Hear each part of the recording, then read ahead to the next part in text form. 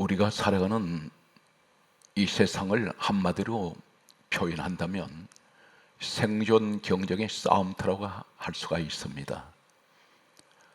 사람이 태어나서 이 땅을 떠날 때까지 모든 사람들은 이 세상의 전쟁터와 같은 세상 속에서 살아가고 있습니다. 직장 생활을 보면 한 기업 안에 내 주변에 많은 동료들이 있습니다. 사원들이 있는데 그 직원들 가운데 겉으로는 대단히 친하고 그리고 항상 가까이 하는 사람들이지만 눈에 보이지 않는 총칼 없는 전쟁을 하는 곳이 직장이라고 할 수 있습니다. 눈에 보이지 않는 선의의 경쟁을 하고 있습니다. 이것은 하나의 싸움입니다. 내가 다른 직장 동료보다 능력을 인정받지 못하면 그 회사에서 결국은 퇴출을 당할 수가 있습니다. 능력을 인정받는다는 것은 주변 사람들과의 경쟁에서 이기는 것입니다. 사업을 하는 분들을 보게 되면 같은 분야의 같은 업종에서 서로 경쟁하고 있습니다. 다른 기업보다 내가 앞서가야 됩니다. 이것은 눈에 보이지 않는 전쟁입니다. 사람이 몸이 아프면 투병한다는 이런 말을 합니다. 투병은 병과의 싸움입니다. 병마와 싸운다는 것을 말을 합니다. 사람은 이 땅에서 평생을 살아간 동안에 수많은 환경에서 오는 문제 앞에 싸우고 있습니다. 하나님께서 이렇게 말씀하십니다. 우리 인생에서 어떠한 문제가 있고 싸움이 있더라도 이 생존 경쟁의 싸움터에서 항상 하나님께서 지켜주시고 이기게 하는 사람들이 있습니다.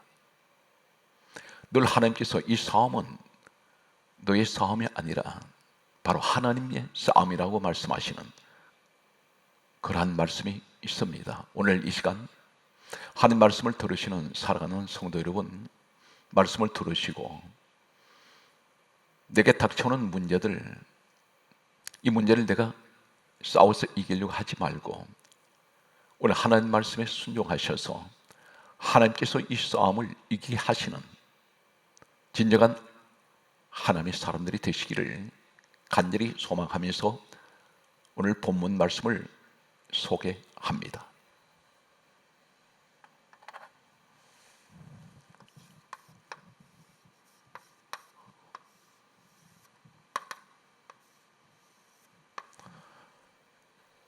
성경 말씀에 보면 이스라엘 민족과 미디안 민족 사이에 전쟁이 일어났습니다.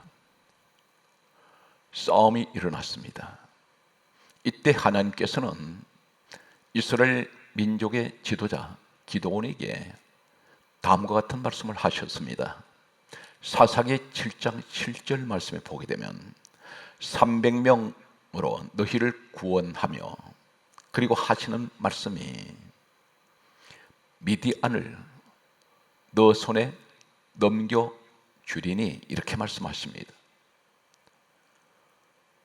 이스라엘 민족에게 전쟁하기 전에 싸우기 전에 이미 하나님께서는 미디안 이 민족을 그 전쟁에서 너희에게 넘겨주신다는 이 말씀은 이기게 하신다는 것입니다. 싸우기도 전에 이미 하나님께서 이기게 하셨습니다. 계속되는 말씀을 보면 사사기 7장 9절에는 다음과 같은 말씀을 하십니다. 미디안을 너희 손에 넘겨주었느니라 말씀하셨습니다. 하나님께서 이미 이 미디안 이 민족과 싸우는 이 싸움에서 싸우기 전에 이미 하나님께서는 그들을 하나님 백성에게 넘겨 주셨다고 말씀하십니다. 계속되는 말씀을 보면 사사기 7장 14절 말씀에 보면 하나님께서 계속해서 말씀하십니다. 미디안을 너희 손에 넘겨주셨느니라 그렇게 말씀하십니다. 한 번 말씀하시는 것이 아니라 계속해서 강조하시는 이 말씀은 어떤 의미입니까? 분명하게 하나님께서 이 일을 행하실 것을 말씀합니다. 오늘날 살아가는 성도 여러분, 매일같이 계속되는 이 생존 경쟁의 싸움터에서 하나님께서 나에게 이 미디안 같은 자들을 너에게 넘겨주었느니라, 넘겨주셨느니라 그렇게 강조하는 말씀이 오늘 여러분에게 이 말씀이 주어지기를 축복합니다. 미디안이란 말씀이 나옵니다. 미디안.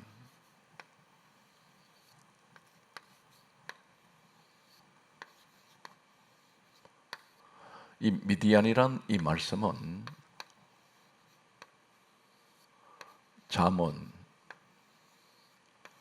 19장 13절 말씀에 보게 되면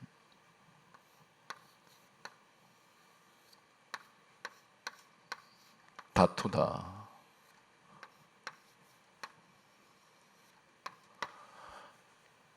이 말씀이 미디안이라는 이 말씀의 의미가 됩니다.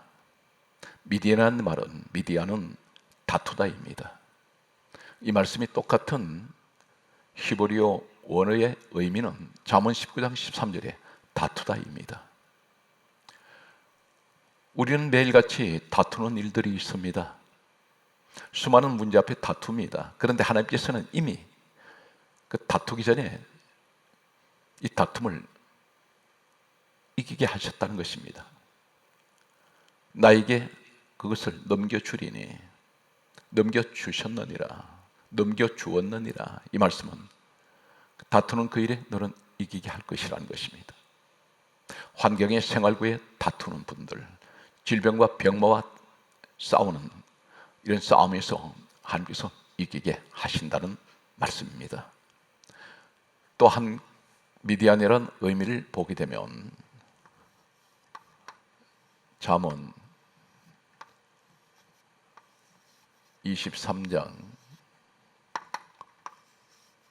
29절 말씀에 보면 분쟁하다, 이 말씀이 미디안이라는 의미입니다. 분쟁하다.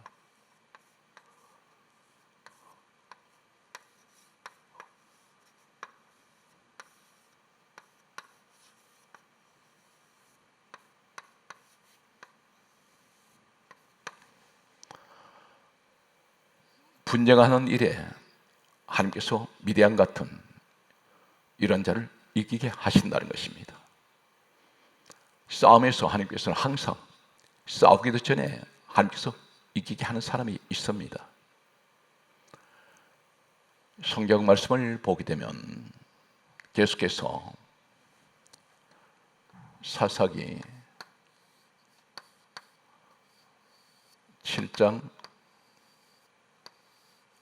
15절에도 동일하게 사사기 7장 7절, 사사기 7장 9절, 사사기 7장 14절, 그리고 사사기 7장 15절에 동일하게 말씀하십니다. 미디안을 너희 손에, 너 손에 넘겨주리니, 넘겨주었느니라, 넘겨주셨느니라 그렇게 말씀하십니다. 싸우기 전입니다. 전쟁하기 전에 이미 하나님은 한 택한 백성에게 이기게 하신다는 것입니다. 장면을 바꾸어서 시들은 다르고 사람은 다른데 장소가 다릅니다. 한 군데 성경은 하나님께서 말씀하신 말씀 가운데 보게 되면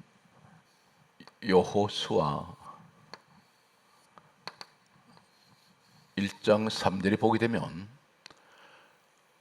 여호수아가 이끄는 이스라엘 백성들이 광야 40년 광야를 지나서 하나님께서 약속하신 가나안 땅으로 들어가게 됩니다.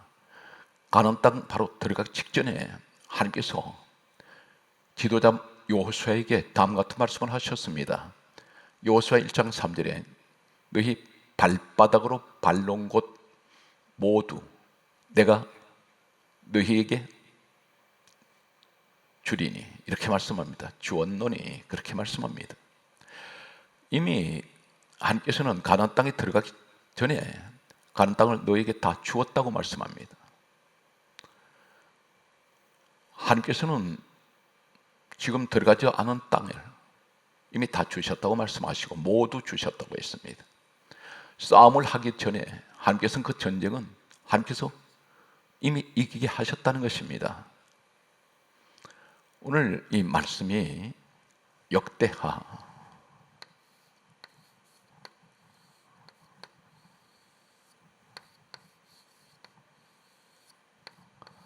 20장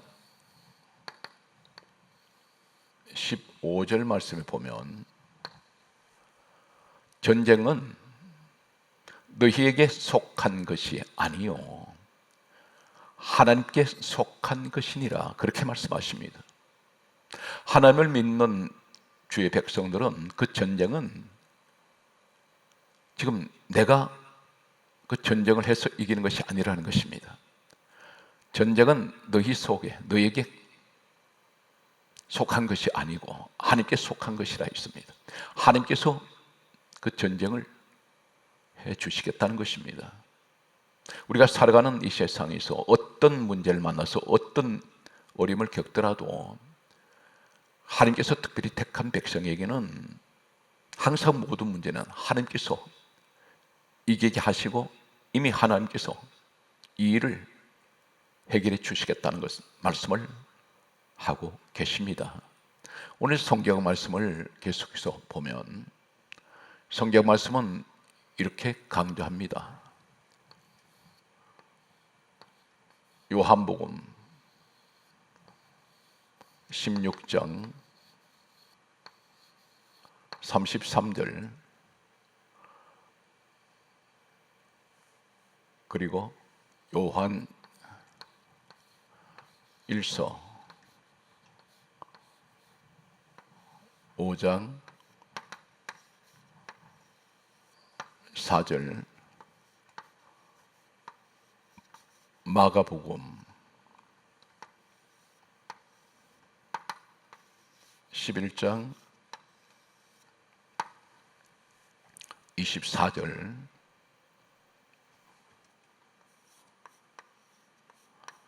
베드로전서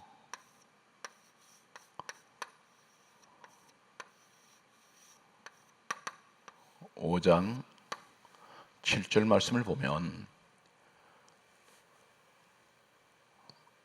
역대하 20장 15절에 전쟁은 너희에게 속한 것이 아니요 하나님께 속한 것이니라, 이 말씀을 하시고 요한복음 16장 33절에 예수님께서 다음 같은 말씀을 하셨습니다. 세상에서는 너희가 환난을 당하나 담대하라, 내가 세상을 이겼노라 말씀하셨습니다. 우리 예수님께서 세상의 모든 환난을 이겼다고 말씀합니다. 이때가 언제입니까? 지금으로부터 2000년 전에 이미 우리 예수님은 모든 것을 이기셨습니다. 세상에서는 너희가 환난을 당하나 그러나 내가 세상을 이겼노라. 우리 대장 예수님께서 이기셨습니다. 우리에게 말씀합니다. 요한일서 5장 4절에 말씀하시기를 하나님께로부터 난 자마다 세상을 이기었느니라. 이미 이겼다고 말씀합니다. 하나님께로부터 난 자들, 오늘 여러분들이 누구십니까? 하나님께로부터 난 자들입니다. 하나님으로부터 난 자가 어떤 사람입니까? 성경 말씀을 보면 요한복음 6장 54절에 예수님으로부터 예수 피로 영생을 받은 사람입니다.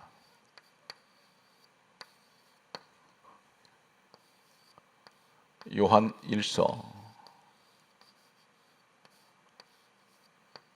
1장 7절에는 예수 피로 우리를 모든 죄에서 깨끗게 하셨습니다. 우리는 예수 피로 모든 죄에서 깨끗함을 받았습니다. 히브리서 9장 12절에는 예수 그리스도의 피로 영원히 속죄가 된 사람들입니다. 계시록 1장 5절에는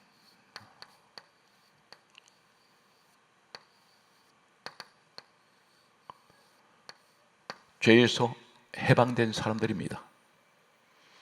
하나님께로 난 자입니다. 예수님이 누구십니까?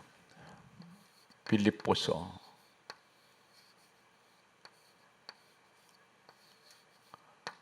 2장 6절에는 우리 예수님께서 근본 하나님 본체가 되십니다.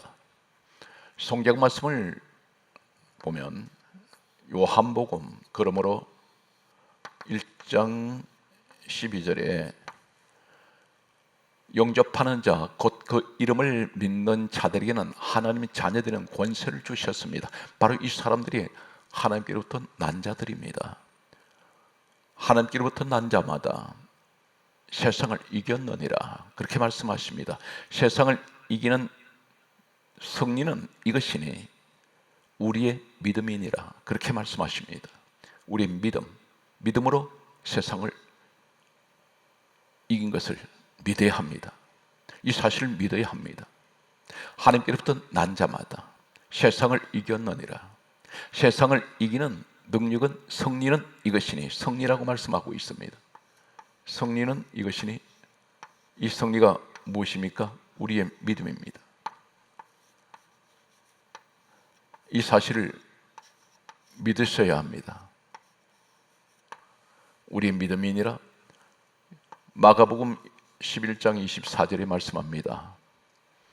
무엇이든지라고 말씀합니다. 무엇이든지. 그러므로 우리에게 하실 말씀은 우리 예수님이 다 이기셨기 때문에 지금 우리가 해야 될 것이 무엇입니까? 무엇이든지.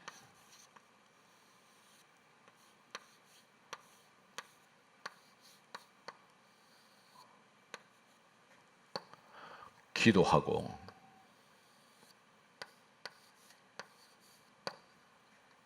구하는 것은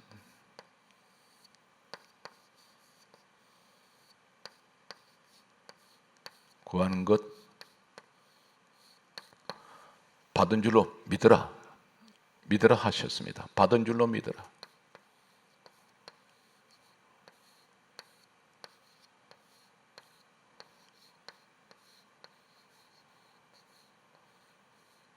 그리하면 그대로 되니라.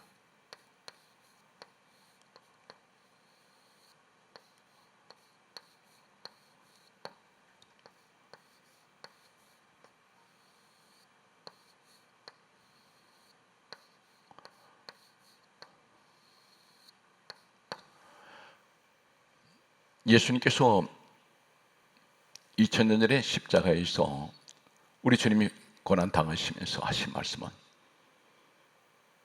그리고 부활하셔서 하신 말씀은, 너희가 세상에서 환난을 당하라. 담대하라. 내가 세상을 이겼느니라. 2000년에 이 말씀을 이미 선언하셨습니다. 이제 우리는 무엇을 해야 됩니까? 우리 예수님께서 모든 것을 이기신 하나님의 사람들, 예수 그리스도 안에 있는 사람들은 이제는 우리가 해야 될 것은 무엇이든지, 대상이 없습니다. 기도하고 구하는 것은 받은 줄로 믿어라. 그리하면 너희에게 그대로 되니라 하셨습니다. 이것이 바로 믿음입니다. 우리는 아브라함의 믿음을 본받아야 합니다. 믿음의 조상 아브라함이라고 했습니다. 로마서 4장 16절 18절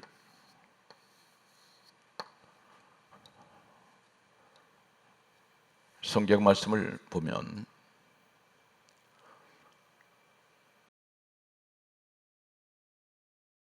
믿음의 조상 아브라함을 가리켜 로마서 4장 18절 19절 20절 21절 히브리서 11장 17절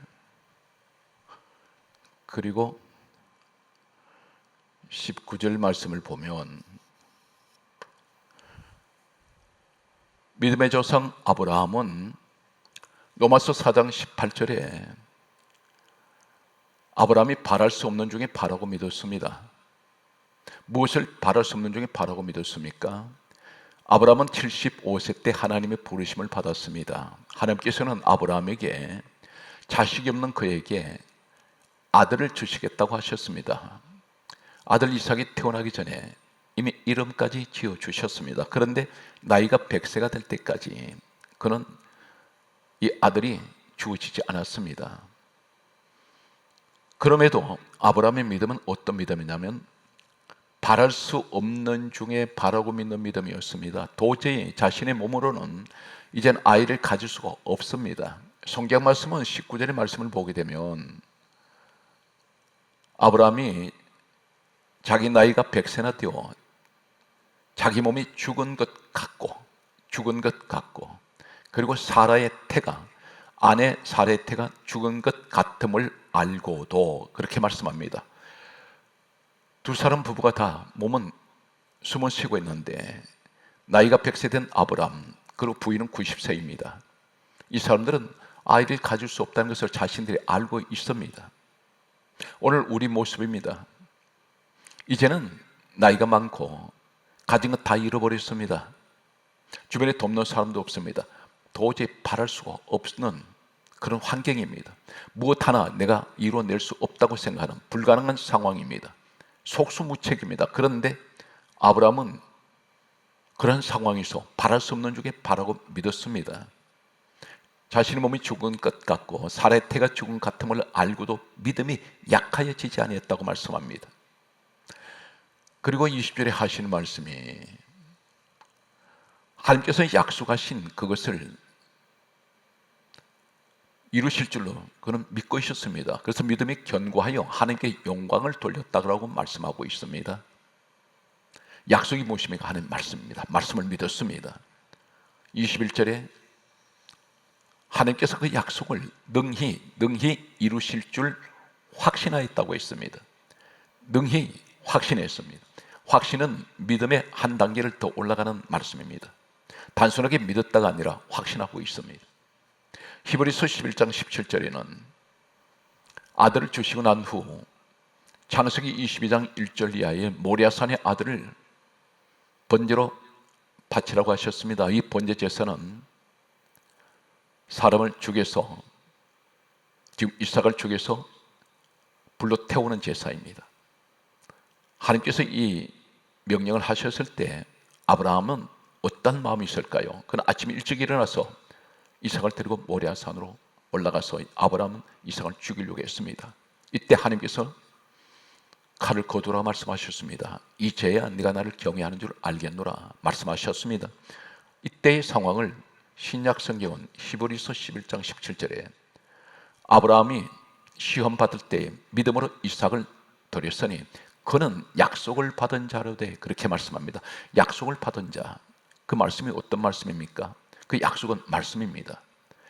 하나님께서는 이 이삭을 주시면서 이삭을 통해서 이 자손들이 크게 번성하며 천하 만민이 복을 받을 것을 말씀하셨습니다. 그것이 약속이었습니다. 아브라함 믿고 있습니다. 모리아산에 올라가는 이삭은 결혼하지 않았습니다.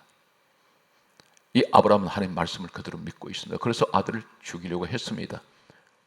이때에 성경은 히브리서 11장 19절에 아브라함이 어떤 생각을 가지고 있었는지 후세에 신약 성경은 이렇게 정언합니다.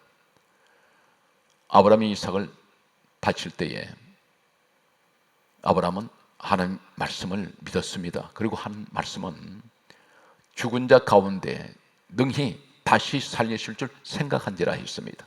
아브라함의 생각 자체가 믿음입니다. 오늘 사랑하는 성도 여러분, 우리 믿음은 생각 자체가 믿음이 되어야 됩니다.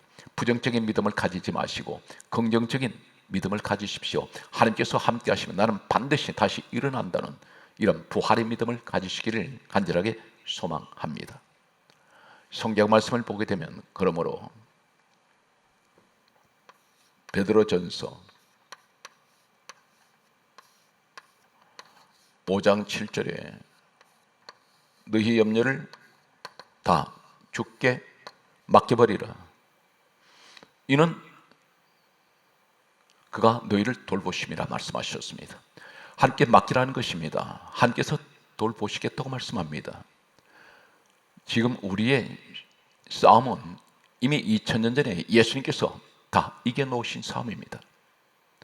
이제 우리는 이 사실을 믿고 구하기만 하면 됩니다. 오직 믿음입니다. 그래서 성경 강조하기를 히브리서 12장 2절에 믿음의 주요 온전하게 하시는 예수를 바라보라고 말씀하십니다. 기도원 300용사가 있습니다. 기도원 300용사 가운데 궁금한 것은 전쟁터에 나갈 때 하나님께서는 그들에게 칼, 활, 창이나 무기를 들고 나가라고 말씀하지 않습니다. 이 말씀이 사사기 7장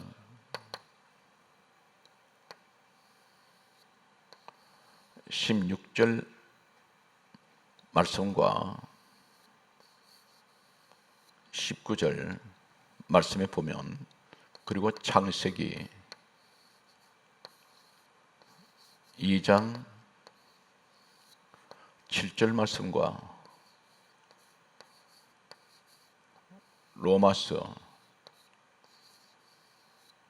9장 24절 말씀에 보면 사사기 7장 16절에 세 가지가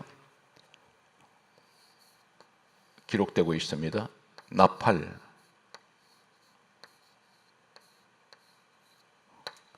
항아리,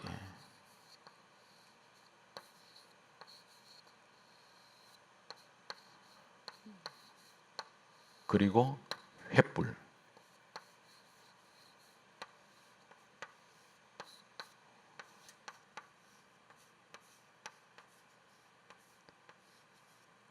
이 세 가지를 하나님께서 전쟁터에 가지고 나가게 하셨습니다. 항아리는 빈 항아리입니다. 이 항아리는 흙으로 빚은 그릇입니다. 흙으로 빚은 그릇입니다.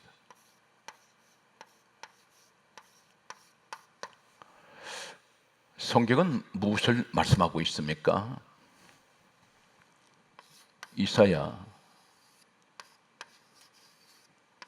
34장 16절, 디모데후서 3장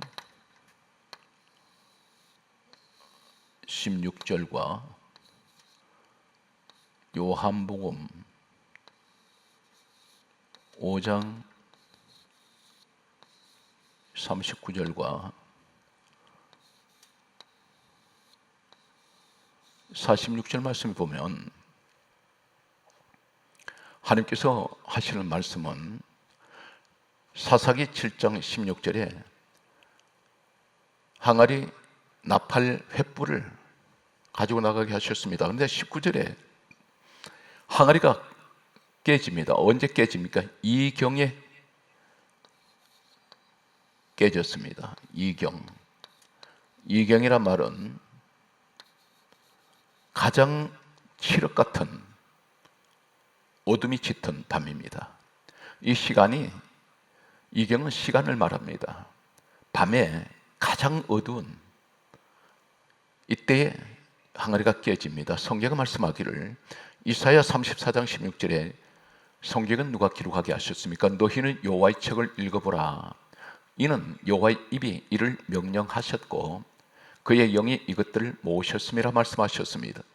디모데후서 3장 16절에는 모든 성경은 하나님의 감동으로 기록이 되고 있습니다.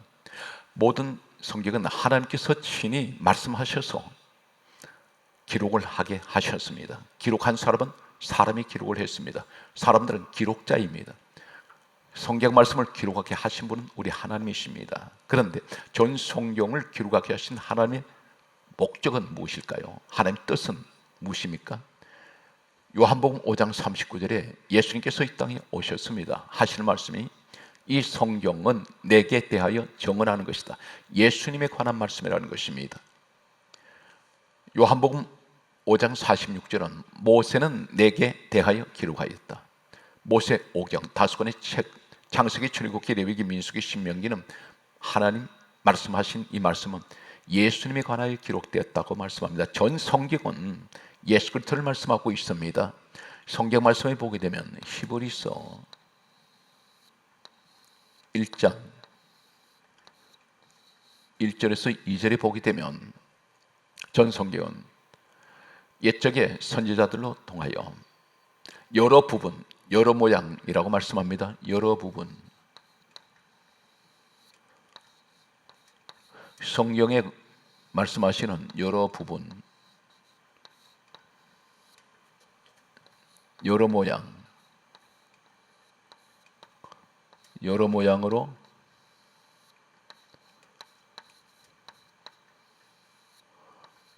모양으로 말씀하신 하나님께서 마지막 날에 그의 아들에 관하여 말씀하셨다고 말씀합니다. 예수님이 이 땅에 오셨을 때는 구약 성경밖에 없었습니다. 신약 성경은 예수님 떠나신 후에 기록이 되었습니다. 그런데 그 말씀 가운데 예수님 말씀하시는 이 말씀은 구약 성경에 기록된 말씀을 말씀합니다. 여러 부분이라 있습니다. 여러 부분, 여러 모양이라고 했습니다.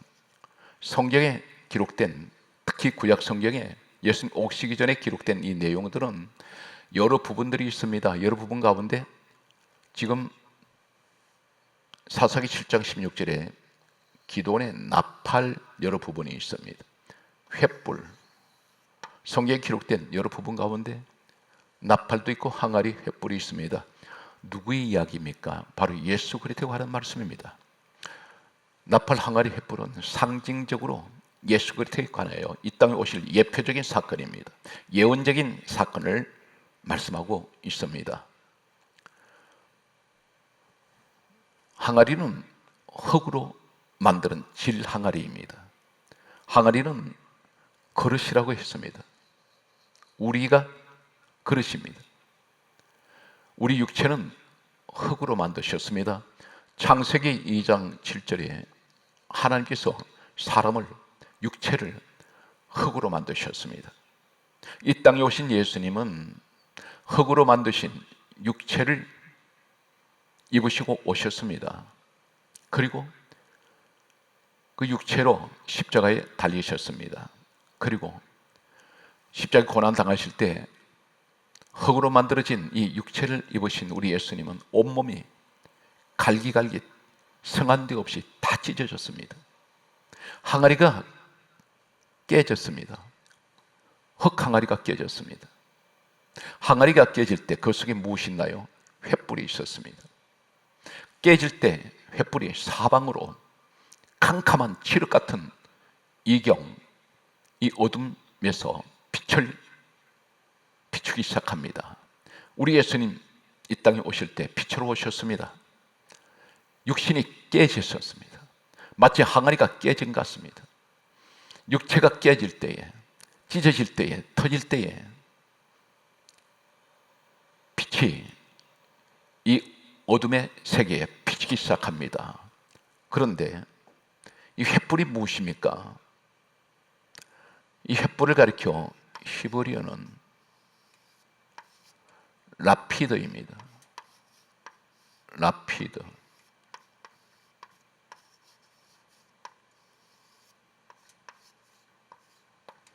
이 라피드라고 하는 히브리어 원어가 횃불입니다. 구약 성경에는 횃불에 관하여 히브리어 원어는 여러 가지로 단어가 다릅니다. 그런데 그 가운데 라피드, 기도원의 300용사가 가지고 있는 항아리 속의 횃불은 라피드인데, 라피드 똑같은 히브리어 원어를 사용하는 똑같은 단어가 있습니다. 그 단어가 창세기 15장 17절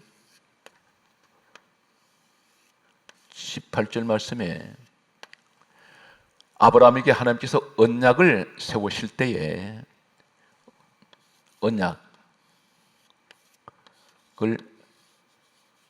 세우실 때에 쪼갠 고기 사이에 횃불이 있습니다.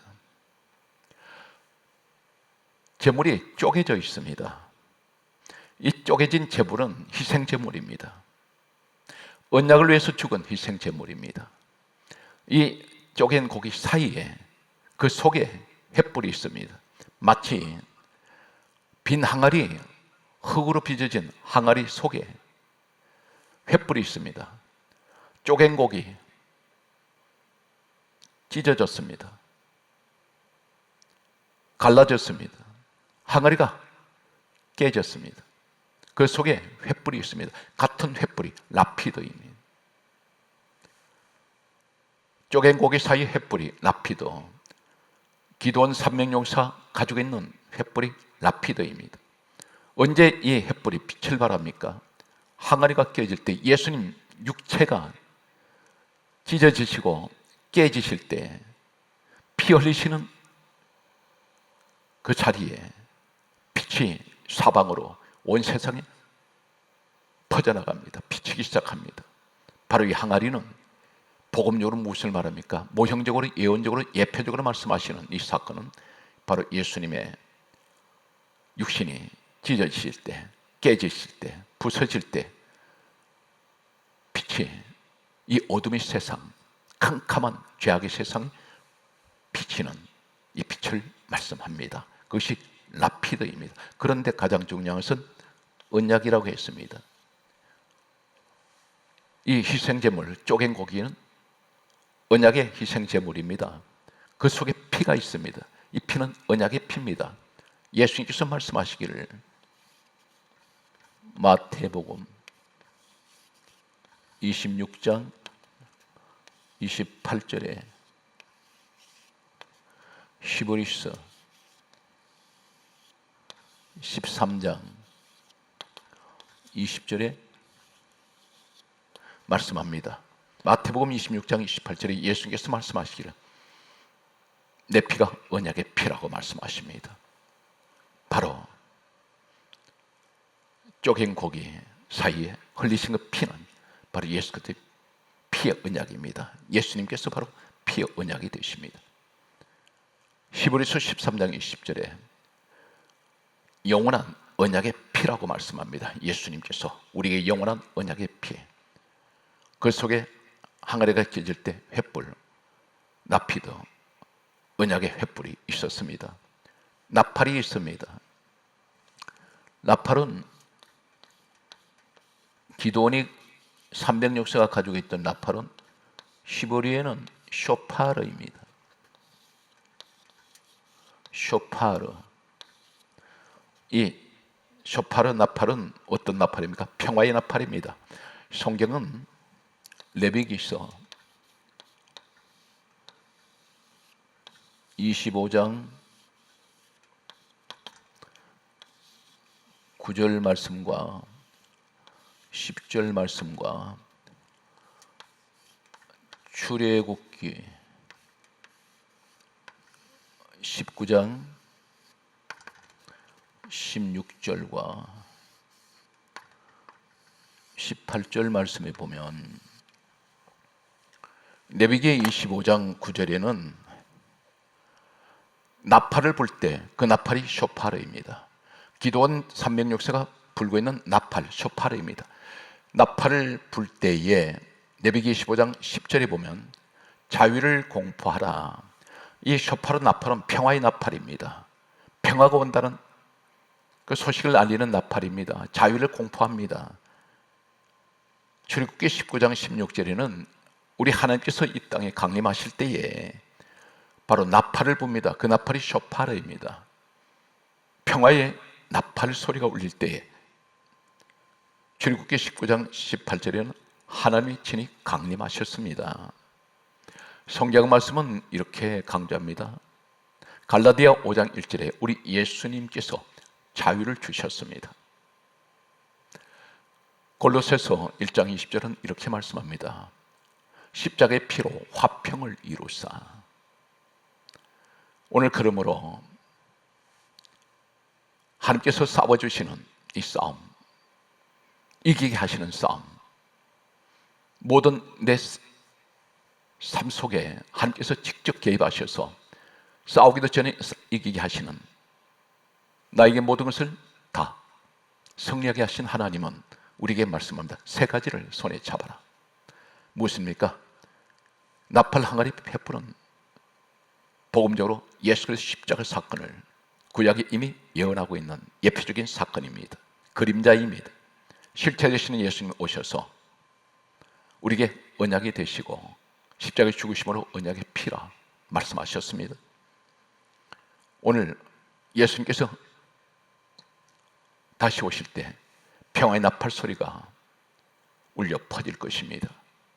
오늘 또 사랑하는 성도 여러분, 갈라디아 6장 14절에 말씀합니다.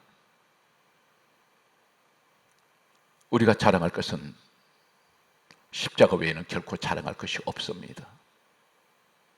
그러므로 우리가 살아도 죽어도 주를 위하여 살고 죽어도 주를 위하여 죽는 마지막 시대에 충성스러운 예수의 사람이 되셔서 날마다 파도처럼 밀려오는 수많은 문제 앞에 이 문제를 내가 해결하는 것이 아니라 만왕의 왕이 되신 우리 예수님께서 이 싸움은 하나님께 속한 싸움이요 내게 속한 싸움이 아닙니다. 이미 우리 하나님 이기셨습니다. 이겨놓은 이 싸움 속에서 우리는 오직 믿음으로 주님을 바라보고 기도하고 구하시면 하나님께서 무엇이든지 다 이루어 주시는 우리 하나님이신 것을 믿으시고 힘들고 어려운 이 세상에서 승리하시는 우리 사랑하시는 성도 여러분 되시기를 주 예수 그리스도 이름으로 간절하게 소망합니다.